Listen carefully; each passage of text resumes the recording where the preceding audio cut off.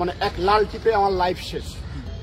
আমার ছোট একটা বাচ্চা ছিল, আমি খুব কষ্টের মধ্যে আমার বাচ্চাটা মানুষ করেছি, দুধ কিনতেও আমার কষ্ট হয়েছে।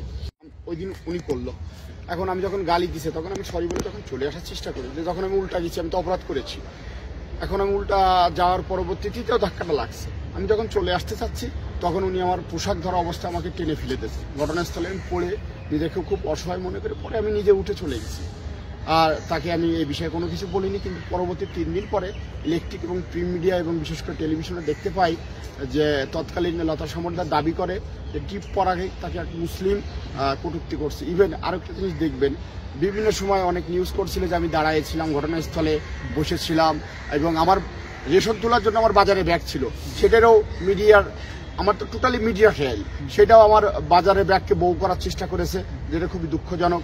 আমি যে গাড়িটা চালাই সেটা বৈধ, সেটা চোরাই গাড়ি হিসেবে অনেকে প্রতিষ্ঠিত করার চেষ্টা করেছে।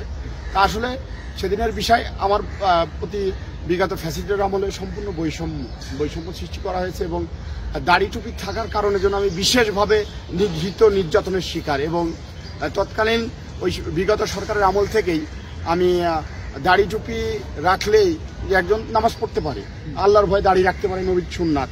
সে যে নামাজ কালাম পড়লে দাড়ি টুপি রাখলে যে তাকে যে জঙ্গি জামাত শিবির ট্যাগ দিতে হবে, এর আমি তখন থেকে আমি প্রতিবাদ করতেছি। বাংলাদেশের প্রথম আমি এর প্রতিবাদী। এবং আপনারা জানেন বিগত সরকারের আমলে তারেক জিয়ার বক্তব্য প্রচারে নিষেধাজ্ঞা ছিল, আল্লামা দেলোয়ার হোসেন সাঈদীর প্রচারে কোনো ওয়াজ বা কোনো কিছু প্রচারেও নিষেধাজ্ঞা ছিল, সম্পূর্ণ মিডিয়াটাই নিয়ন্ত্রণ করেছে। তা আমি আসলে আমার আইনজীবীর সাথে আমরা বিগত আদালতে একটা মামলা দায়ের করেছি যাতে আমি ন্যায় বিচার পাই। তৎকালীন যে জিনিসটা ঘটি নাই, যে অপরাধটা, সেইটারে এক হিসেবে টিপ করে যে অ্যাক্টরগুলো ছবি দিয়েছে তাতে তারা প্রমাণ করতে চেয়েছে যে আমি অপরাধী, যাতে বিশ্বব্যাপী বাংলাদেশ পুলিশের সুনাম নষ্ট হয়েছে। আমি পুলিশের সদস্য প্লাস আমার ব্যক্তিগত লাইফ, আর আমি চাকরি চলে যাওয়ার পরে মানবতার জীবনযাপন করেছি। আমার ছোট একটা বাচ্চা ছিল, আমি খুব কষ্টের মধ্যে আমার বাচ্চাটা মানুষ করেছি, দুধ কিনতেও আমার কষ্ট হয়েছে। ইভেন আমি রিক্সাও চালাইছি এবং রাজমিস্ত্রি কাজও করেছি এই 3 বছর পরে।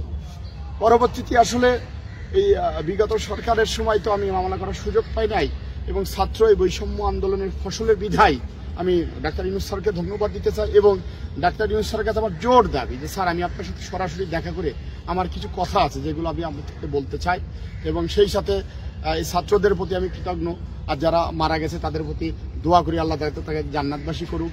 এই বৈষম্য আন্দোলনের ফসলে আজকে আমি মামলা করতে পেরেছি, আর তা না হলে আমি জীবনে এই মামলা আমার বিজ্ঞ আদালত জীবনে আমি গ্রান্ট করতে পারি। তাহলে কি বলবেন যে দাড়ি টুপির কারণে আপনার মূলত আমাকে ট্যাগ দিতে চেয়েছে এবং বিশ্বব্যাপীকে মানে যে জিনিসটা প্রতিষ্ঠিত করতে চেয়েছে যে বাংলাদেশ মুসলিমরা উগ্র জঙ্গি, এইভাবে আমাকে বহির্বিশ্বে শুধু আমাকে না দাড়ি টুপি তো সহ প্লাস বিশ্বে মুসলমানের ছোট তাচ্ছিল্য করে দেখার চেষ্টা করেছে। মূলত দাড়ি টুপির জন্য চাকরি চলে গেছে এবং আমি যে পরবর্তীতে মামলা করেছি আমি সুবিচার চাচ্ছি এবং আমি চাকরি ফেরতের জন্য আইজি স্যারের কাছে আবেদন আছে, প্লাস প্রশাসন ট্রাইব্যুনালেও মামলা করা আছে। আমার বিশ্বাস ইনশাল্লাহ আল্লাহ যদি রিজিকের ফয়সালা করে অবশ্যই আমি ন্যায় বিচার পাবো বিদায় আশা করি। লতা সমর্দার আমাকে ফেলে দিয়েছে, রাষ্ট্রীয় কর্মচারীকে ফেলে দেওয়া গুরুতর অপরাধ।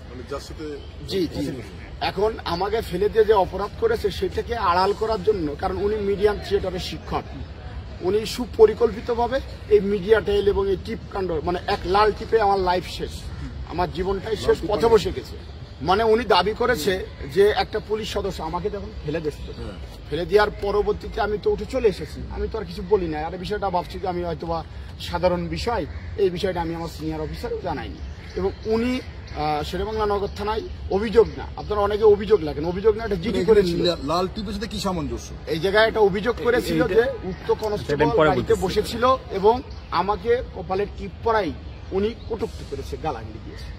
এর থেকেই এক লাল টিপে আমার লাইফ শেষ করে দিয়েছে। আমি ন্যায় বিচার চাই এবং বিশ্বব্যাপী বাংলাদেশ পুলিশ সহ আমার ফ্যামিলির যে অপমান অপদস্থ, আমি এর বিচার চাচ্ছি এবং বিজ্ঞ আদালত অবশ্যই মামলাটা তদন্ত ভাগ দিয়েছে শেরেবাংলা নগর থানায়।